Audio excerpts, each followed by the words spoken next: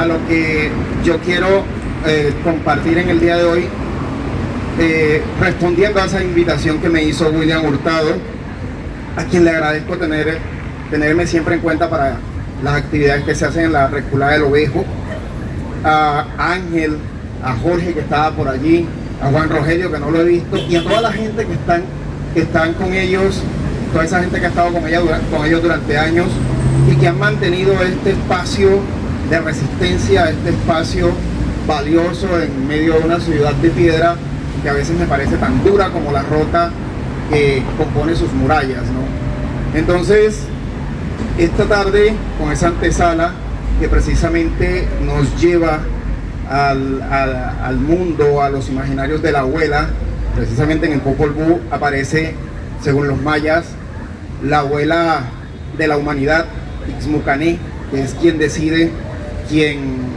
cuál es el material último que va a estar en la composición de los hombres, que es el maíz. Es de ella misma quien también amasa ese maíz, y por eso se le considera entre los mayas la abuela de la humanidad. Bien, siguiendo más o menos el orden, que casi siempre lo rompo, el orden de lo que he planteado para el día de hoy, hablarles unos 20 minutos, me dice William que la charla dura 30, yo quiero hablar unos 15, 20 minutos cuando mucho, espero no aburrirlos durante ese tiempo, y luego los otros 10 minutos, si hay algunas preguntas, algo que conversar en torno al tema, pues bienvenido sea.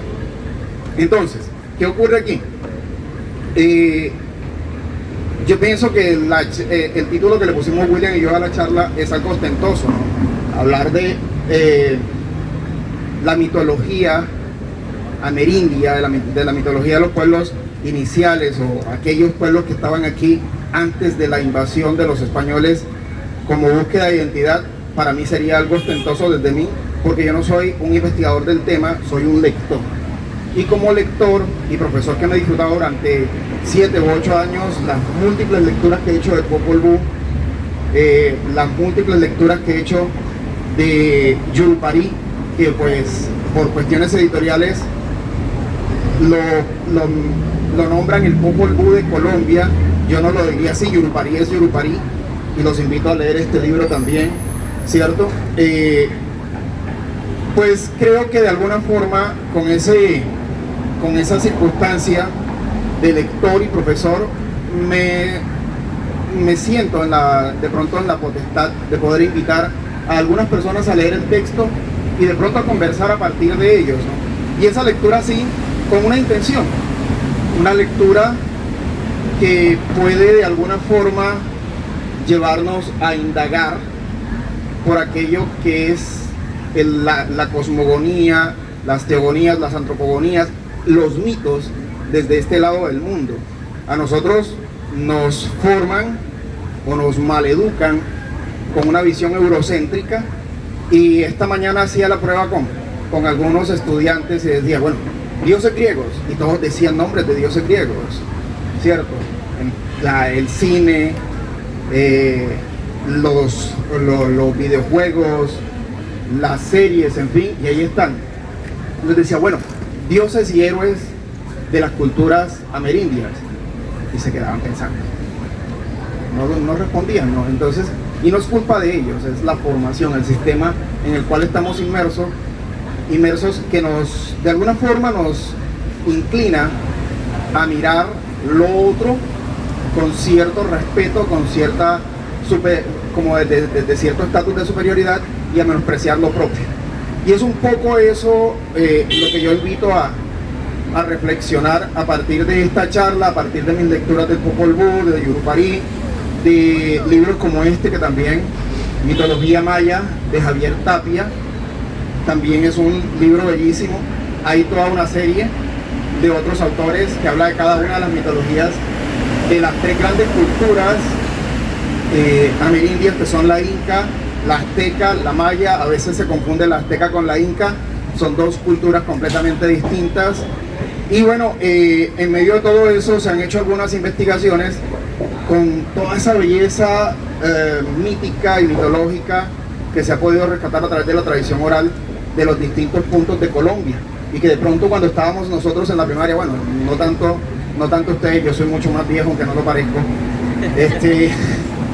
Y cuando estábamos en esa etapa de la primaria, todavía había profesores que nos contaban esas leyendas, nos hablaban de Bochica, nos hablaban de la laguna de Guatavita, de Bachué, y hoy día a veces paso por los colegios y pregunto por ello y no pasa, no, parece que no les estuvieran hablando a los chicos de eso, ¿no?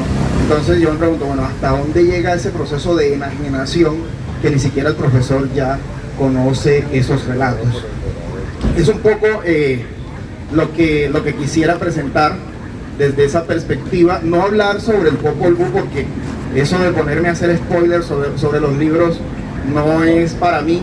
Yo ante todo trato de dar razones para que la gente lea, ¿cierto? Y más que todo lo que pretendo es motivar a quienes están acá, a quienes de pronto pudieran haber visto el video si lo hubiera grabado. Y bueno, a que sea eso, a que se haga esa lectura. Yo creo que es una lectura necesaria, es una lectura que debería estar no solamente en los planes de lectura de 9º grado, que es donde se estudia literatura latinoamericana, sino también en los planes de lectura de las universidades que forman precisamente a literatos como Jorge, que está acá, ¿cierto?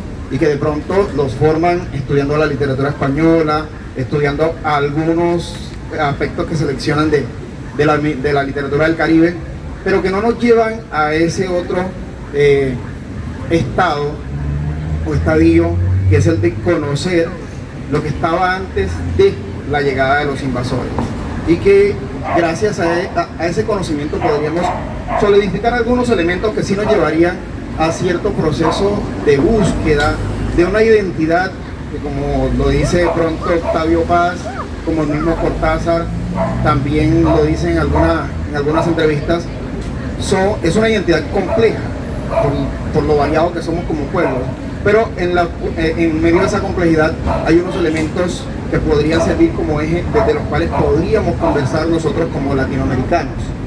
Es esa búsqueda, y esa búsqueda debe hacerse desde la lectura de nuestros autores contemporáneos, desde la lectura de los autores del boom latinoamericano, que son quienes para mí comienzan con el proceso de decolonización a nivel literario, y luego vienen unas corrientes de pensamiento como el giro decolonial de Enrique Dussel o las epistemologías del sur de Boaventura de Sousa, a reflexionar desde la filosofía sobre lo que somos y sobre lo que el mundo nos está debiendo a partir de esa apropiación por medio del discurso eurocéntrico, ¿cierto? Entonces, como que ese marco teórico que les planteo, demasiado sesudo, como decía, en relación con esta belleza que nos presentó Sandra, es una de mis preocupaciones, ¿no? Y esa preocupación, pues, trato yo personalmente de alimentarla desde la literatura, desde la lectura de esos textos que a veces nos niegan,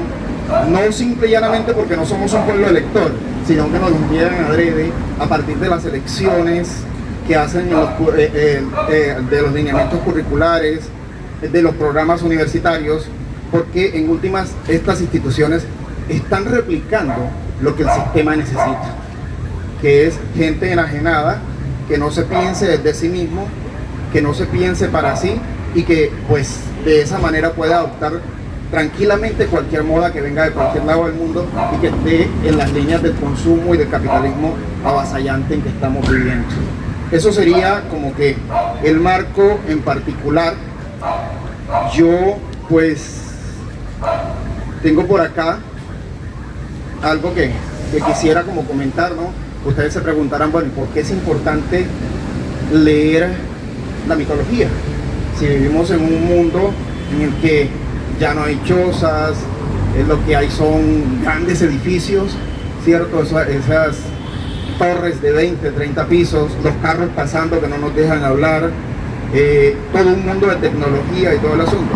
Y yo les preguntaría, bueno, ¿y ustedes creen que los mitos han dejado de existir? ¿Qué vemos en el cine? ¿Cierto? Cuando vamos a ver esas películas de superhéroes, es otra forma de la mitología. Y entonces vamos a evolucionado. Sí, hay una especie de cambio porque hay otros recursos, ¿no?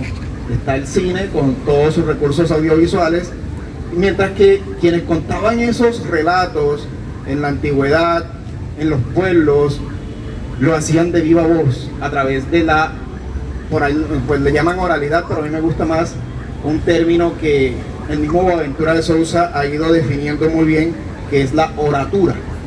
Oratura, ¿no? Tenemos literatura escrita y bueno, él habla de oratura y a mí me ha gustado mucho ese término y cada vez que puedo mencionarlo lo hago, ¿no? Entonces se reemplaza esa oratura por todos estos mecanismos que incluso son mucho más impactantes. Y hay una pérdida allí, ¿no? Porque a través de toda la cantidad de efectos especiales muchas veces nos quedamos más en la forma y no en el contenido, mientras que cuando nos contaban podíamos preguntar, podíamos hacer la retroalimentación con el orador allí, con el cuentero. Sí, imaginar, porque no tenías las imágenes. Sí, Thor ya no era el actor que trabaja de Thor, que no me aprendo los nombres. Él, cierto. Thor era el que estaba acá adentro, ¿no? Bueno, y entonces está eso.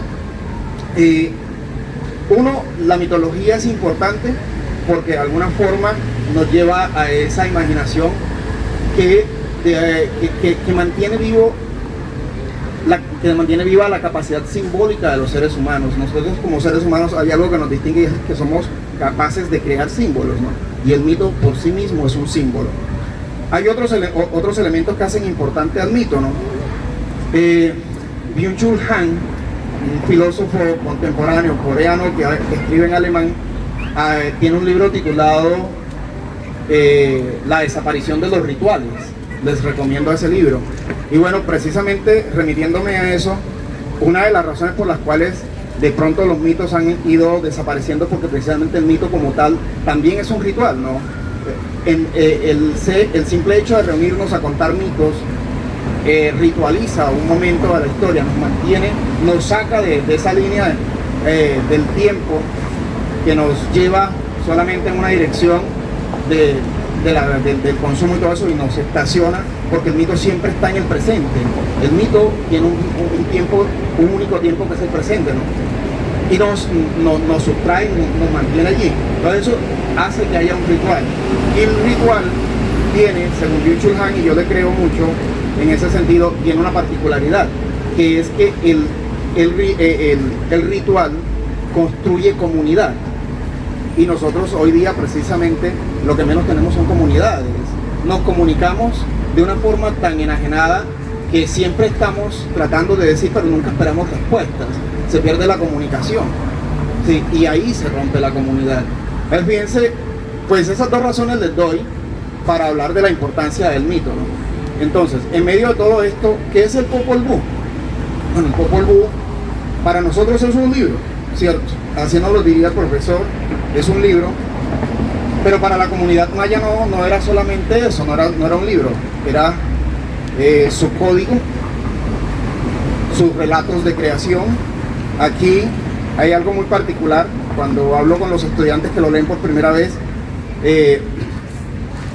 casi siempre se asombran con ese inicio en el cual dicen, pero eso también está en la Biblia, y han querido utilizar ese puente para decir que el Popol Vuh era como una especie de mecanismo que los españoles habían usado cuando llegaron acá para catequizar a las comunidades que estaban en Centroamérica. Luego se demostró que no, que el relato incluso tiene sus diferencias y que está respaldado por algunos aspectos que se encontraron en las diferentes ciudades que los mayas habían abandonado mucho antes de que los españoles llegaran, ¿sí? Entonces el Popol Vuh, esos elementos han permitido definir que es un relato fiable, ¿no? Está, como lo decía, el relato como tal, y esos relatos a la vez se constituyen en leyes para un pueblo, unificadoras de un pueblo, ¿sí? Relatos que le dan sentido a la existencia de un pueblo, que se explica, como todos los pueblos buscan, cómo comenzó el mundo, cómo apareció el hombre. Es bellísimo el relato que está en el Popol Vuh acerca de la aparición del hombre. Se habla de 4 momentos. Uno lo ve así, 4 momentos, y dice, pero se pudieron haber copiado de los griegos, ¿no? Los griegos hablan de cuatro razas de hombres y estaban muy lejos. Sí, los 4 momentos, así como para mostrárselos en el Popol Vuh.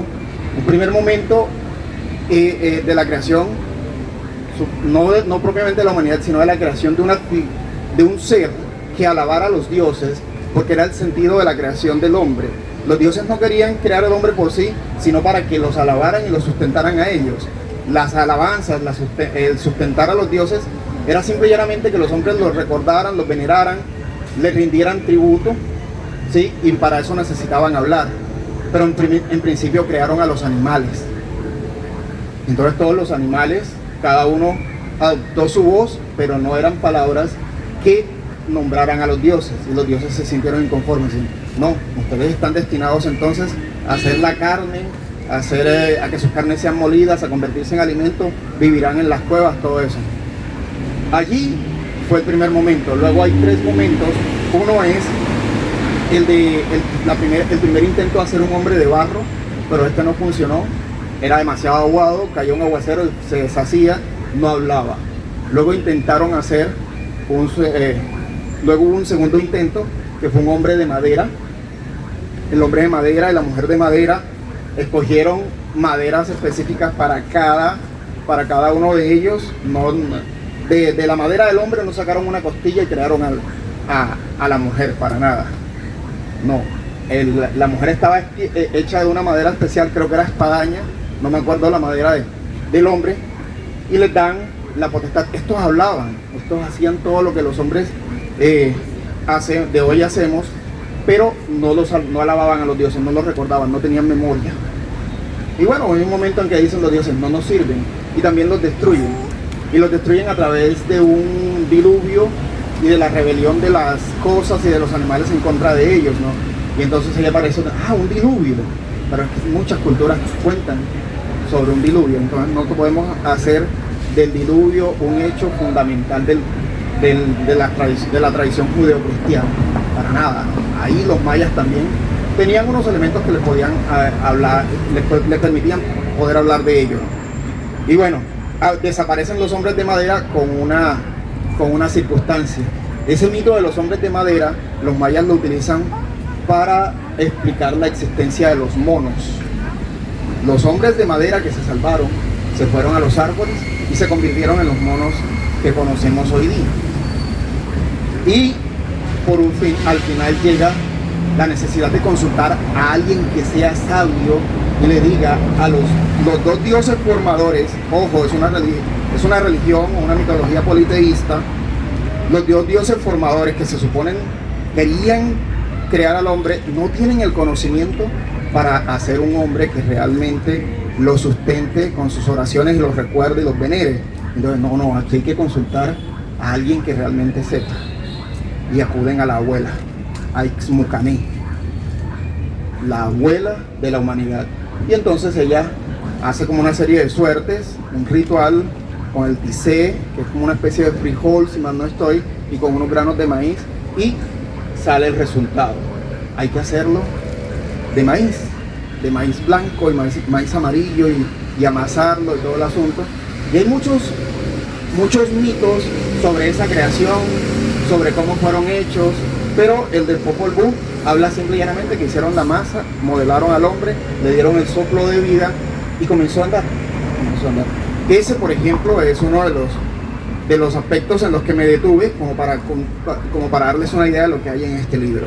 Sí, hay una parte bellísima que son las aventuras de 2 héroes civilizadores, Hunahpu e Xbalanque. Son como una especie de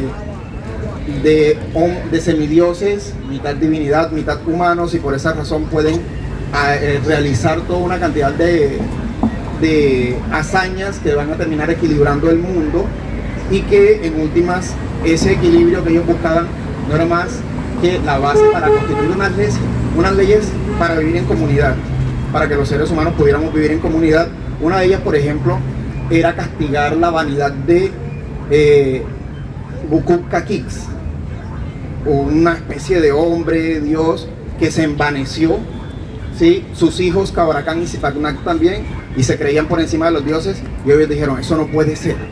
eso no puede ser. Y entonces ahí lo que hacen es precisamente simbolizar que la vanidad no es buena y hay que castigar a quien es vanidoso dentro de la comunidad, porque perjudica a través de su vanidad a otros. Entonces todo eso se encuentra allí en este Popol Vuh. Pues yo cerraría esto que les he contado, esperando que se animen a leerlo, diciéndoles que es un libro que no se queda en el pasado, que es un libro que ha conversado con muchos lectores, así como conmigo ha conversado, con mis estudiantes, con otros profesores, y que espero siga conversando con otros. Ha llegado también al nivel de la conversación con grandes escritores. Y el Popol Vuh ha servido, por ejemplo, para que Jorge Luis Borges escriba un cuento que los invito a leer, titulado La escritura del Dios, en donde aparece precisamente un balán, o sea, un brujo, los balán son brujos, ¿sí? Y que está prisionero en una cueva junto a un jaguar, y a partir de la relación con el jaguar descubre las 14 palabras que son el secreto del mundo, ¿sí? Eso como para hablarles de ese cuento. La mitología de la cual estoy hablando a través del Popol Vuh y de otros relatos no solamente se ha quedado en la literatura de Borges. Julio Cortázar tiene un cuento bellísimo titulado La noche boca arriba, que también conversa un poco con la ritualidad del sacrificio que era practicado tanto por los mayas como por los aztecas. Sí, y bueno, eso no les voy a contar, les dejo hasta allí. Y uno de los cuentos que más me ha gustado es precisamente de un mexicano que toma al dios Chac, que es dios de la lluvia, pero también es dios de la muerte, y escribe un cuento titulado Chacmol. Ese escritor es Carlos Fuente. De pronto también lo han leído, es uno de los grandes representantes del mundo latinoamericano.